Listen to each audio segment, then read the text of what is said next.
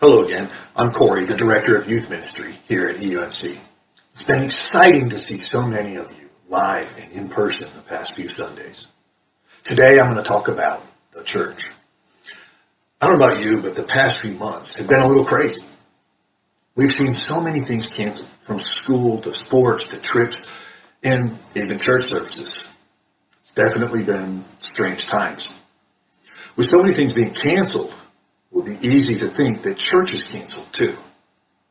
It seems like the pandemic put the brakes on so many churches around our community, even around the world. Many churches, like us, had to put a pause on live, in-person worship services and cancel events like summer camp, mission trips, VBS, Sunday school, small groups, and choirs, and handbells and bands, just to name a few. And all of this has definitely been a challenge. But let's take a look at how the Bible talks about church. Just to be clear, God's church has not been and never will be canceled. Even though we've had to do some things differently and cancel some services and events and wear masks, church has not been canceled. Even if we have to move things back online later, church will never be canceled. This is the big idea that I want to wrap our minds around today. The church will never be canceled. I'm not sure if this idea makes a lot of sense or not, so let's start by redefining what church really is all about and what it's not. The church is not a building, a band, program, or person. All of these things are great, and we're blessed to have a building to meet in. We're blessed to have a band to lead us in worship and great pastors on our staff. There's no doubt that God uses all of this as part of the church, but even without them, we would still have church. Here's a good definition of the church. The church is the people of God living out the mission of God for the glory of God. This is what the church is all about. It's not about a building, pastor, program, or events. These are all great. They're not the essence of the church. The church is the people of God living out the mission of God for the glory of God, and it can't be stopped by persecution or a pandemic or anything else. We're going to take a look at what Jesus had to say about all of this the first time he talked about the church. Jesus knew what was coming. He knew that he was headed to the cross, so he wanted to prepare his disciples for what was coming next. He wanted to prepare them to carry on the mission of God, for the glory of God. He wanted them to establish the church, but he wasn't talking about a building.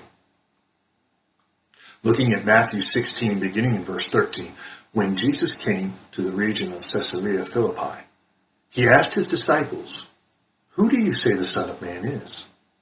Well, they replied, "Some say John the Baptist.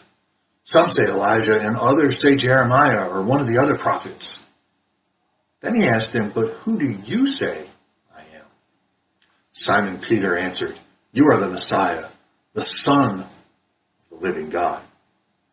Jesus asked them a pretty simple question. Who do people say that I am? Back then, like today, people had a lot of different ideas about Jesus and his true identity. Some thought he was a prophet or a religious leader. Some thought he was just crazy. So Jesus asked them what they thought about who he really was, which was a really important question for them, but also for us today. Peter, who was a leader among the disciples, spoke up and gave the perfect church answer, which in this case was 100% correct. Listen to how Jesus responded to Peter. Continuing in verse 17, Jesus replied, "You are blessed, Simon, son of John, because my Father in heaven has revealed this to you. You did not learn this from a human being. Now I say to you that you are Peter, which means rock. And upon this rock I will build my church, and all the powers of hell will not conquer it."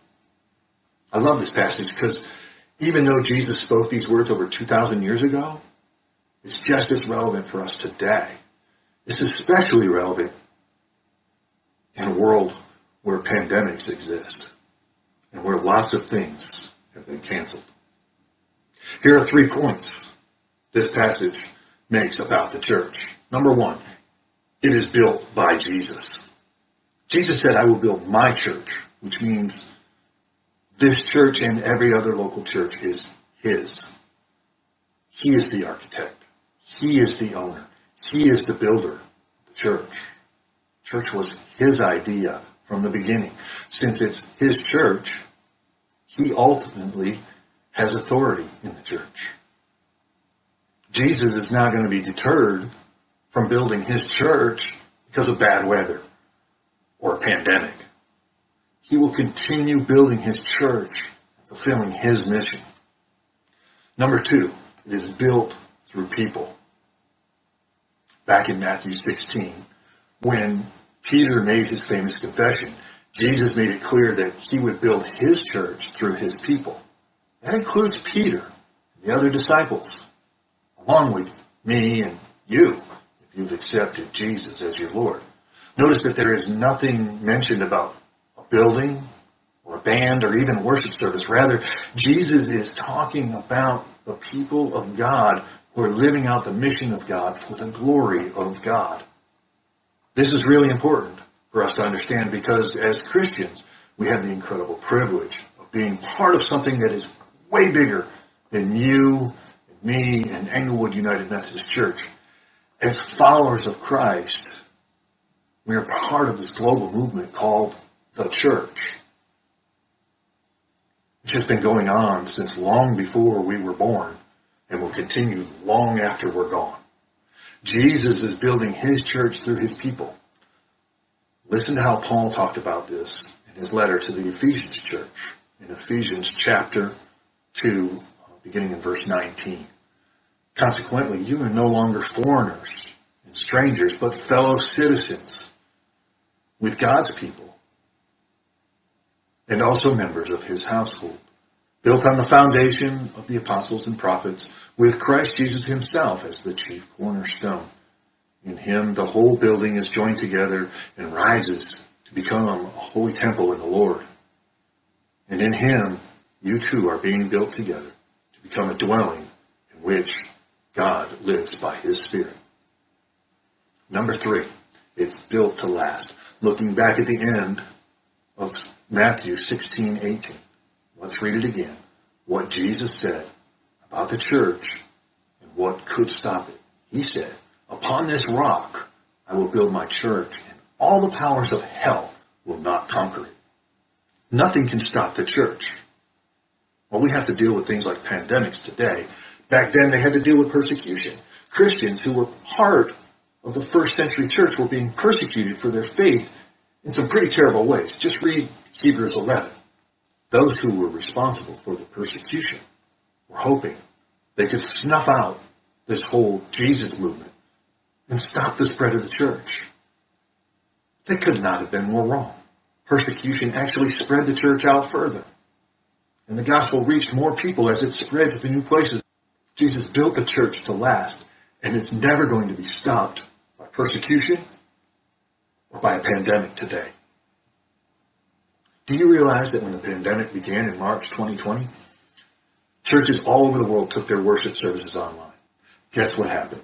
As a result of this, the gospel message spread further.